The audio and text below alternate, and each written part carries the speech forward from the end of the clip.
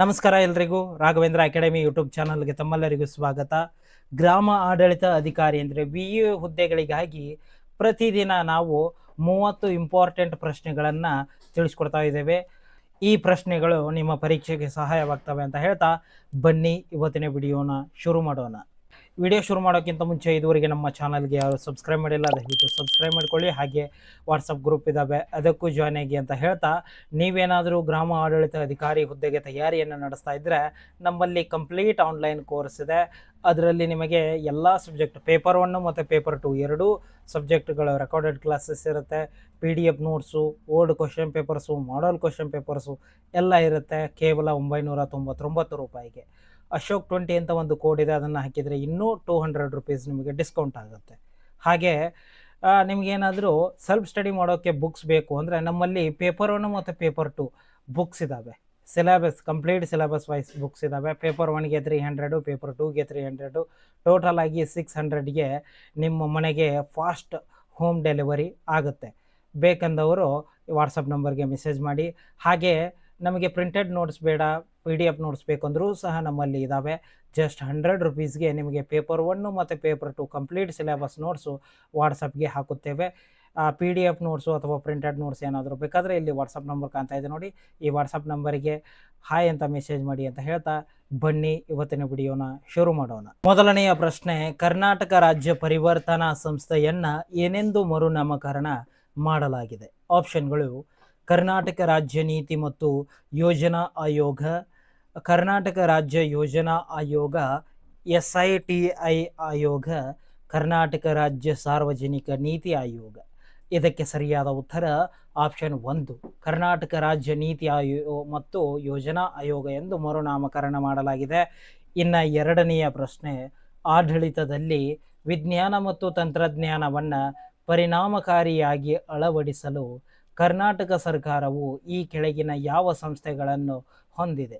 ಆಪ್ಷನ್ಗಳು: central for e governance, centre for smart governance, Karnataka state electronics development corporation limited, all of the above. ಇದಕ್ಕೆ ಸರಿಯಾದ ಉತ್ತರ option D, all of the above. ಇನ್ನು ಮೂರನೆಯ ಪ್ರಶ್ನೆ, ಎತ್ತಿನಹೊಳೆ ಕುಡಿಯುವ ನೀರಿನ ಯೋಜನೆಯನ್ನು ಯಾವ ಜಲ ನಿಗಮವು ನಿರ್ವಹಿಸುತ್ತದೆ? ಆಪ್ಷನ್ಗಳು: ಕೃಷ್ಣ ಭಾಗ್ಯ ಜಲ ನಿಗಮ ಲಿಮಿಟೆಡ್, ಕರ್ನಾಟಕ ನೀರಾವರಿ ನಿಗಮ ಲಿಮಿಟೆಡ್, ವಿಶ್ವೇಶ್ವರಯ್ಯ ಜಲ ನಿಗಮ ಲಿಮಿಟೆಡ್, ಕಾವೇರಿ ನೀರಾವರಿ ನಿಗಮ ಲಿಮಿಟೆಡ್. ಇದಕ್ಕೆ ಸರಿಯಾದ ಉತ್ತರ ಆಪ್ಷನ್ ಸಿ, ವಿಶ್ವೇಶ್ವರಯ್ಯ ಜಲ ನಿಗಮ ಲಿಮಿಟೆಡ್.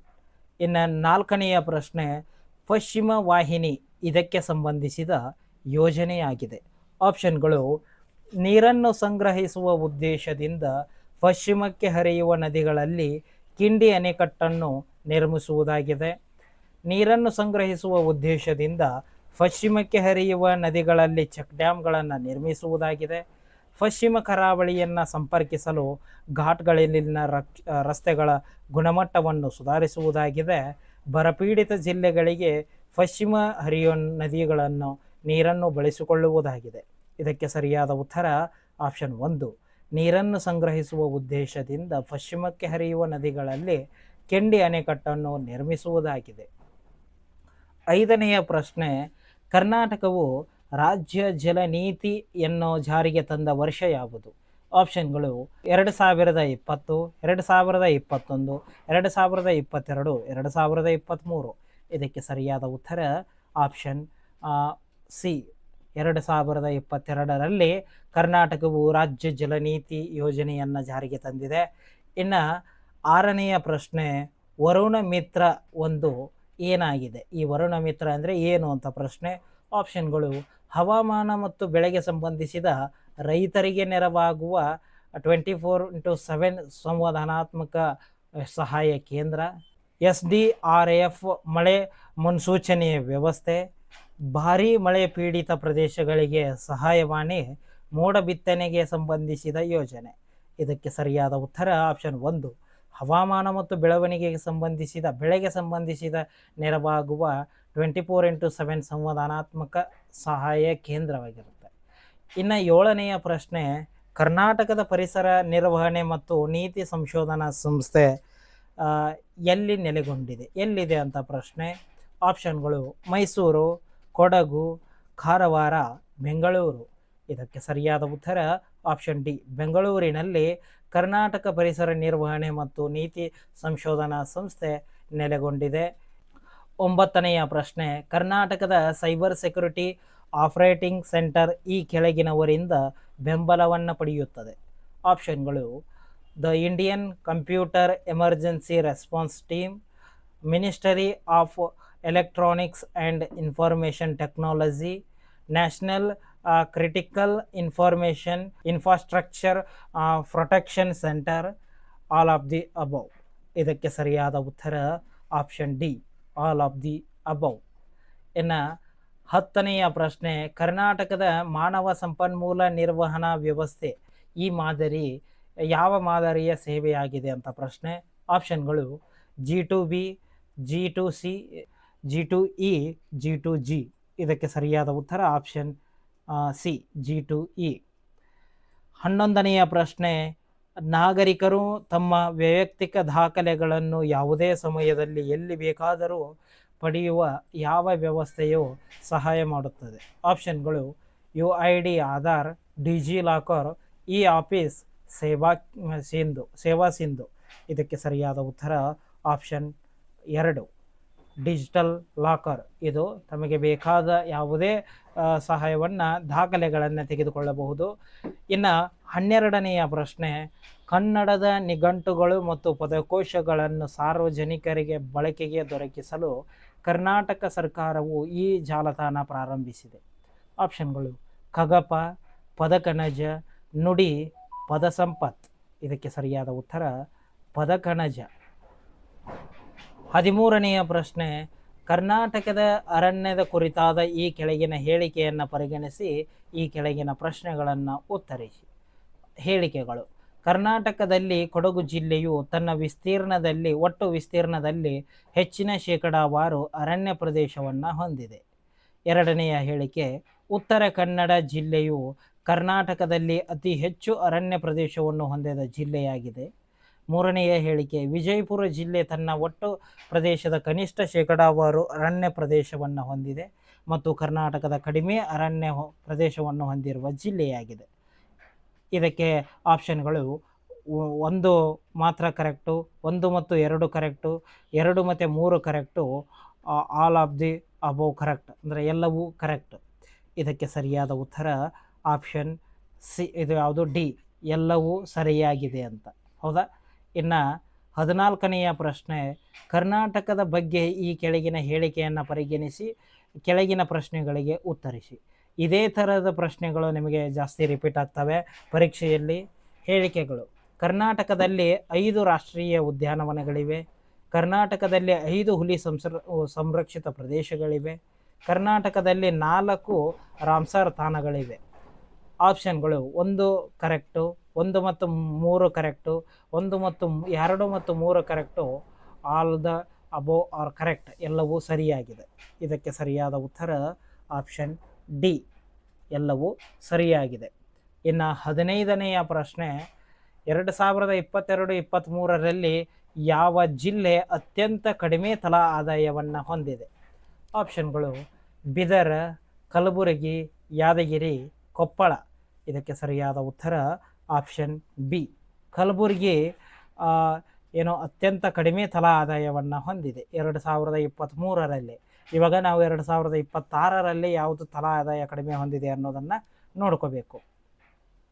16ನೆಯ ಪ್ರಶ್ನೆ, ಈ ಕೆಳಗಿನ ಹೇಳಿಕೆಗಳಲ್ಲಿ ಯಾವುದು ಸರಿಯಾಗಿದೆ ಅಂತ. ಹೇಳಿಕೆಗಳು: ಅರಿವು ಕೇಂದ್ರ ಎಂದು ಮರುನಾಮಕರಣಗೊಂಡ ಗ್ರಾಮ ಪಂಚಾಯಿತಿ ಗ್ರಂಥಾಲಯವನ್ನು RDPR ಇಲಾಖೆ ವಹಿಸಿಕೊಂಡಿದೆ. ನರೇಗಾ ಕಾರ್ಮಿಕರಲ್ಲಿ ಸಾಂಕ್ರಾಮಿಕವಲ್ಲದ ರೋಗಗಳನ್ನು ಶೀಘ್ರವಾಗಿ ತಡೆಗಟ್ಟುವ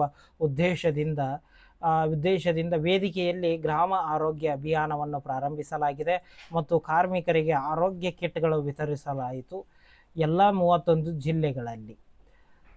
ಆಪ್ಷನ್ಗಳು ಓನ್ಲಿ 1 ಸರಿಯಾಗಿದೆ, 2 ಮಾತ್ರ ಸರಿ, 1 ಮತ್ತು 2 ಸರಿ, ಯಾವುದು 1 ಮತ್ತು 2 ಸರಿಯಾಗಿಲ್ಲ. ಇದಕ್ಕೆ ಸರಿಯಾದ ಉತ್ತರ ಆಪ್ಷನ್ ಸಿ, 1 ಮತ್ತು 2 ಸರಿಯಾಗಿದೆ. ಇನ್ನು 17ನೆಯ ಪ್ರಶ್ನೆ, 2023-24 ಅವಧಿಯಲ್ಲಿ ಕರ್ನಾಟಕದಲ್ಲಿ ಬರ ಹೆಚ್ಚಾಯಿತು. ಎಷ್ಟು ತಾಲೂಕುಗಳನ್ನು ಗುರುತಿಸಲಾಗಿದೆ? ಬರಗಾಲದ ಪರಿಣಾಮವಾಗಿ ಕೃಷಿ ಬೆಳೆಗಳ ವಿಸ್ತೀರ್ಣ ಮತ್ತು ಉತ್ಪಾದನೆಯಲ್ಲಿ ಕುಸಿತ ಉಂಟಾಗಿದೆ. ಆಪ್ಷನ್ಗಳು 223 ಜಿಲ್ಲೆ, 223 ತಾಲೂಕು, 236, 114, 196. ಇದಕ್ಕೆ ಸರಿಯಾದ ಉತ್ತರ ಆಪ್ಷನ್ 1, 223. ಇನ್ನು 18ನೆಯ ಪ್ರಶ್ನೆ, 2024-25 ಬಜೆಟ್ನಲ್ಲಿ ರಾಜ್ಯ ಸರ್ಕಾರದ 5 ಖಾತರಿಗಳಿಗೆ ಎಷ್ಟು ಹಣವನ್ನು ನಿಗದಿಪಡಿಸಲಾಗಿದೆ? ಆಪ್ಷನ್ಗಳು 48,000 ಕೋಟಿ, 52,000 ಕೋಟಿ, 55,000 ಕೋಟಿ, 60,000 ಕೋಟಿ. ಇದಕ್ಕೆ ಸರಿಯಾದ ಉತ್ತರ ಆಪ್ಷನ್ ಬಿ, 52,000 ಕೋಟಿಯನ್ನು 5 ಗ್ಯಾರಂಟಿಗಳಿಗಾಗಿ ಸರ್ಕಾರ ನಿಗದಿಪಡಿಸಲಾಗಿದೆ. ಇನ್ನು 19ನೆಯ ಪ್ರಶ್ನೆ, ಕರ್ನಾಟಕದಲ್ಲಿ ಎಷ್ಟು ರಾಷ್ಟ್ರೀಯ ಉದ್ಯಾನವನಗಳಿವೆ?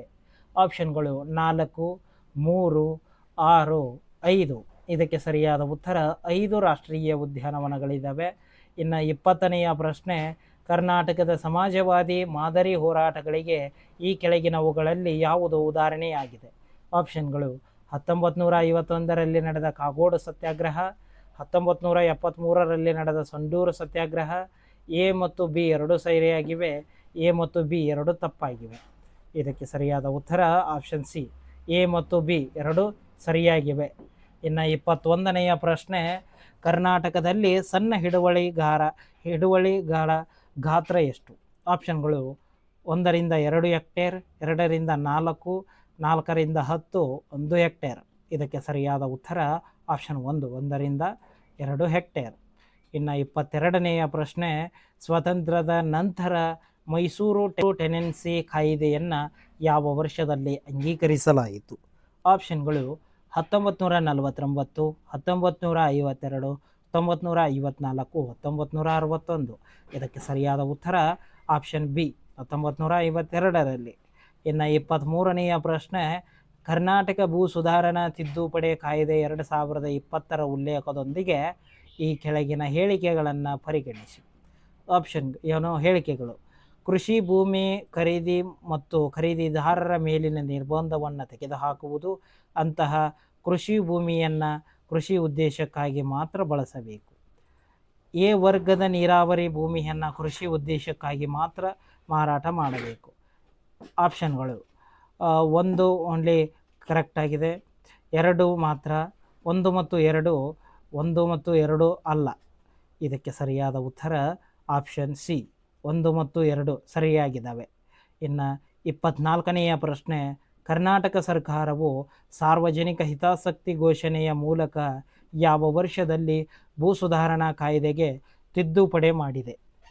ಆಪ್ಷನ್ಗಳು 1973, 1995, 2015, 2020. ಇದಕ್ಕೆ ಸರಿಯಾದ ಉತ್ತರ ಆಪ್ಷನ್ ಬಿ, 1995.